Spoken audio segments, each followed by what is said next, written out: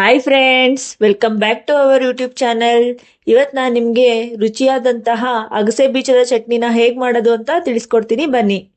ಅಗಸೆ ಬೀಜದ ಚಟ್ನಿ ಮಾಡೋದಕ್ಕೆ ಬೇಕಾಗಿರೋ ಸಾಮಗ್ರಿಗಳು, ಮೊದಲನೇದಾಗಿ ನಾನು ಈ ಕಪ್ಪಲ್ಲಿ ನೋಡಿ 3/4 ಕಪ್ ಆಗಷ್ಟು ನಾನು ಅಗಸೆ ಬೀಜ ತಗೊಂಡಿದ್ದೀನಿ.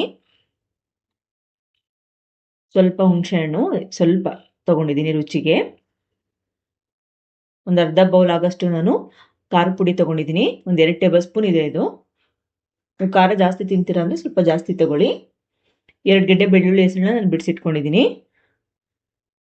ಸ್ವಲ್ಪ ರುಚಿಗೆ ಬೆಲ್ಲ, ರುಚಿಗೆ ತಕ್ಕಷ್ಟು ಉಪ್ಪು. ನೋಡಿ, ನಾವೀಗ ಸಾಮಗ್ರಿಗಳು ಯಾವ್ಯಾವ ಬೇಕು ಅಂತ ನೋಡ್ಕೊ ಬಂದ್ವಿ. ಈಗ ಮಾಡುವ ವಿಧಾನ ಹೇಗೆ ಅಂತ ನೋಡೋಣ. ನೋಡಿ, ನಾನು ಸ್ಟವ್ ಮೇಲೆ ಒಂದು ಪ್ಯಾನ್ ಇಟ್ಟಿದ್ದೀನಿ. ಅದನ್ನ ಸ್ಟವ್ನ ಆನ್ ಮಾಡ್ಕೋತೀನಿ. ಇವಾಗ ನೋಡಿ, ಪ್ಯಾನ್ ಚೆನ್ನಾಗಿ ಕಾಯ್ಲಿ. ನೋಡಿ, ಇವಾಗ ಪ್ಯಾನ್ ಚೆನ್ನಾಗಿ ಕಾದಿದೆ. ಇದಕ್ಕೆ ನಾನು ಅಗಸೆ ಬೀಜನ ಹಾಕೋತೀನಿ. ಅಗಸೆ ಬೀಜನ ನಾವು ಚೆನ್ನಾಗಿ ಹುರ್ಕೋಬೇಕು. ಚೆನ್ನಾಗಿ ಹುರ್ಕೊಂಡಿಲ್ಲ ಅಂದ್ರೆ ಲೋಳೆ ಲೋಳೆ ತರ ಆಗುತ್ತೆ, ಇಲ್ಲ ಕಹಿ ಬಂದ್ಬಿಡತ್ತೆ. ಮೀಡಿಯಂ ಫ್ಲೇಮ್ ಇಟ್ಕೊಂಡ್ಬಿಟ್ಟು ನಾವು ಚೆನ್ನಾಗಿ ಹುರ್ಕೋಬೇಕು. ನೋಡಿ ಫ್ರೆಂಡ್ಸ್, ಈ ಅಗಸೆ ಬೀಜದಿಂದ ಹೆಲ್ತ್ ಬೆನಿಫಿಟ್ಸ್ ನಮಗೆ ತುಂಬಾ ಇದೆ. ಯಾವ್ದ್ಯಾವ್ದು ಅಂತ ಅಂದ್ರೆ ಇದು ಡೈಜೆಷನ್ ಅನ್ನ ಇಂಪ್ರೂವ್ ಮಾಡುತ್ತೆ. ಮತ್ತೆ ಏನಂದ್ರೆ ಸ್ಕಿನ್ ಟೋನ್ಗೂ ಕೂಡ ತುಂಬಾ ಒಳ್ಳೇದು. ಸ್ಕಿನ್ ಟೋನ್ ನ ಇಂಪ್ರೂವ್ಮೆಂಟ್ ಮಾಡುತ್ತೆ. ಮತ್ತೆ ಹೇರ್ಸ್ಗೂ ಕೂಡ ಯೂಸ್ ಮಾಡ್ತಾರೆ ಇದನ್ನ ಸೇರಮ್ ತರ.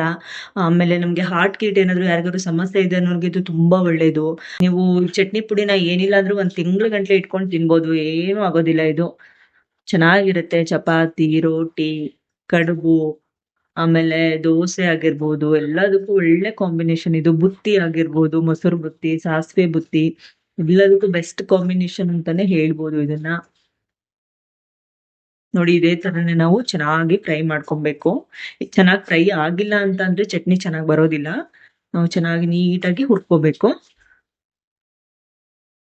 ನೋಡಿ ಫ್ರೆಂಡ್ಸ್, ಇಷ್ಟು ಫ್ರೈ ಆದ್ರೆ ಸಾಕು. ನಾನು ಗ್ಯಾಸ್ನ ಆಫ್ ಮಾಡ್ಕೋತೀನಿ. ನೋಡಿ, ಕಲರ್ ಈ ತರ ಚೇಂಜ್ ಆಗುತ್ತೆ.